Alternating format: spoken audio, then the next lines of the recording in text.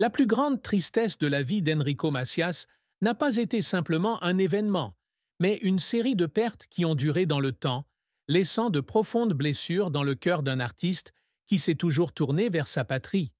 Pour lui, la musique est un langage pour exprimer des émotions, mais c'est aussi un miroir, reflétant la douleur qu'il a vécue. Et de toutes ces douleurs, la plus grande tristesse fut d'avoir dû quitter son pays natal, l'Algérie, vivant pour toujours en exil sans jamais avoir la chance de revenir là où il est né et a grandi. L'Algérie, pour Enrico, n'était pas seulement son lieu de naissance, mais aussi ses racines, sa chair et son sang. Il a grandi dans des rues bondées, avec de la musique malouf résonnant dans les cafés et des après-midi ensoleillés sur la côte méditerranéenne. C'est là qu'il a appris à jouer de la guitare, qu'il a rencontré celle qui deviendrait plus tard sa femme et qu'il a nourri ses premiers rêves musicaux. Il pensait qu'il vivrait là pour le reste de sa vie, avec ses proches, la musique et les souvenirs inoubliables. Mais l'histoire n'a pas permis que cela se produise. Alors que la guerre d'indépendance de l'Algérie entrait dans sa phase la plus féroce, les choses changèrent rapidement.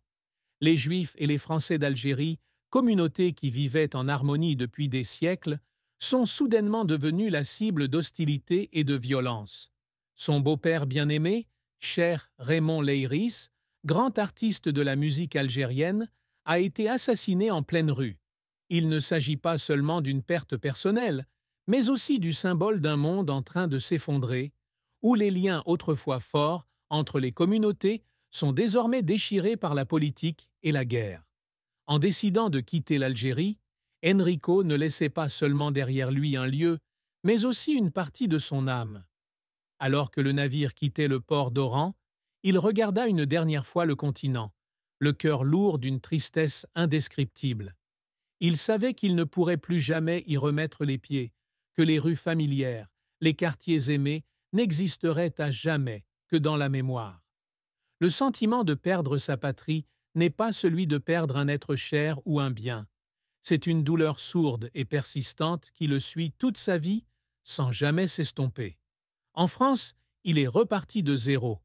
Bien que son talent musical soit indéniable, dans ses premières années, il a non seulement eu du mal avec sa carrière, mais a également dû s'adapter à une vie complètement inconnue. Il n'est plus un garçon libre jouant de la musique dans les rues de Constantine, mais un artiste exilé, essayant de trouver une place dans un monde nouveau. Il a emporté avec lui non seulement des souvenirs de sa patrie, mais aussi de la douleur et de la perte. Les mélodies qu'il composa à cette époque étaient pleines de regrets, les paroles remplies de nostalgie. Et la chanson « Adieu mon pays », écrite dans le train quittant l'Algérie, est devenue le symbole de toute une génération contrainte de quitter sa patrie.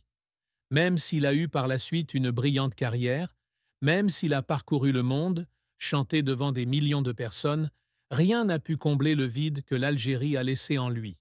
Il a exprimé à plusieurs reprises son désir de revenir, et dans les années 2000, il y a même eu des discussions pour qu'il revienne se produire dans son pays natal.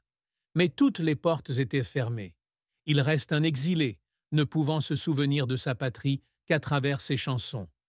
La carrière d'Enrico Macias a été un parcours difficile, non seulement à cause des circonstances politiques qui l'ont obligé à quitter son pays natal, mais aussi parce que le chemin musical qu'il a choisi n'était pas facile.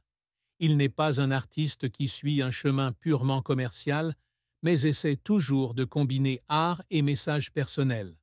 Pour lui, chaque chanson n'est pas seulement un produit musical, mais aussi une histoire, une partie de sa propre vie. Les premières années en France ont été difficiles. Malgré sa voix distinctive et ses talents de guitariste magistraux, il a eu du mal à trouver un public. Les grandes maisons de disques ne s'intéressaient pas à sa musique, car elle ne ressemblait à aucun autre genre populaire à l'époque. Trop français pour être considéré comme un artiste arabe, mais trop oriental pour être pleinement accepté dans la musique populaire française, Enrico est pris entre deux mondes, incertain de la voie qu'il va suivre. Mais il n'a pas abandonné. Il a continué à se produire dans de petits cafés, à composer, à chercher des occasions de faire connaître sa musique au public. Et puis, l'opportunité s'est présentée. À sa sortie, Adieu mon pays devient rapidement un succès, non seulement auprès de la communauté pied-noire, mais aussi dans toute la France. Les gens n'écoutent pas seulement une chanson, mais ressentent également une histoire, une tristesse, swing, une confiance avec laquelle tout le monde peut sympathiser. Cette chanson lui a ouvert des portes, l'a aidé à décrocher son premier contrat d'enregistrement et a posé les bases d'une carrière qui a duré des décennies.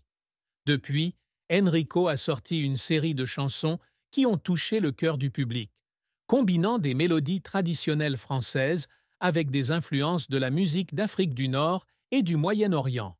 Il chantait l'amour, la paix, la nostalgie et devint rapidement l'un des artistes les plus aimés de France.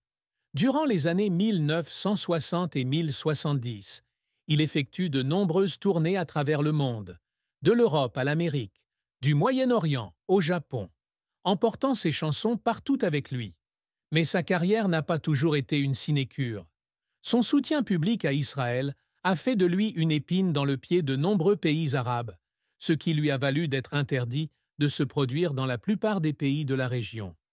Non seulement cela a eu un impact sur sa carrière, mais cela lui a également donné le sentiment d'être encore plus en décalage avec le monde auquel il appartenait autrefois.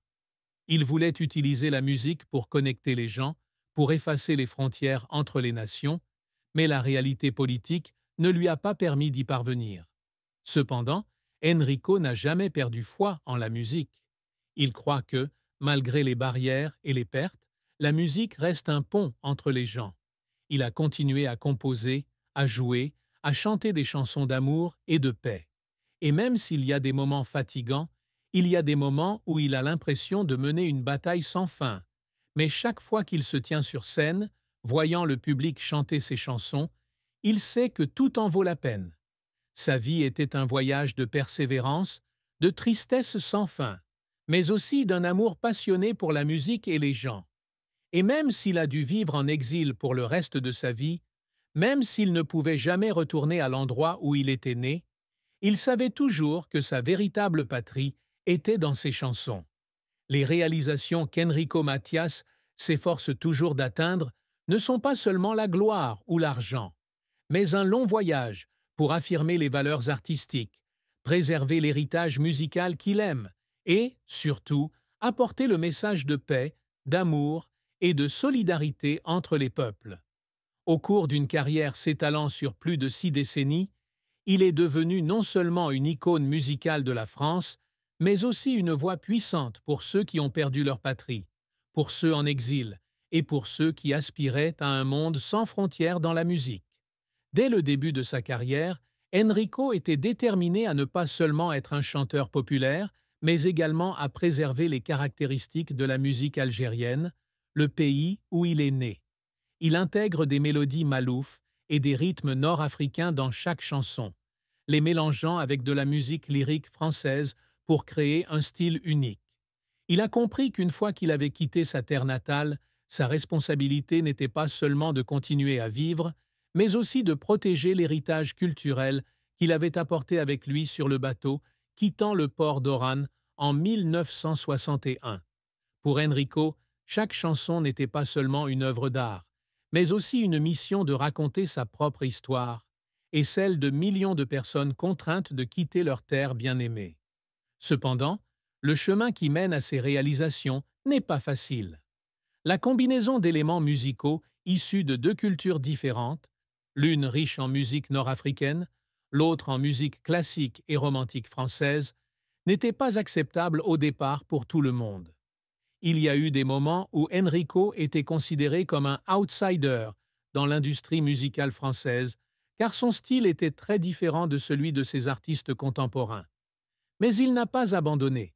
Il a persévéré dans ses performances, des petites scènes parisiennes aux grandes représentations dans des théâtres prestigieux, pour prouver que sa musique pouvait toucher le cœur des gens, quelle que soit leur culture. Ses efforts lui ont non seulement apporté la renommée, mais l'ont également aidé à devenir l'un des premiers artistes français à avoir une influence mondiale. Il s'est produit sur tous les continents, de l'Europe à l'Amérique, du Moyen-Orient à l'Asie.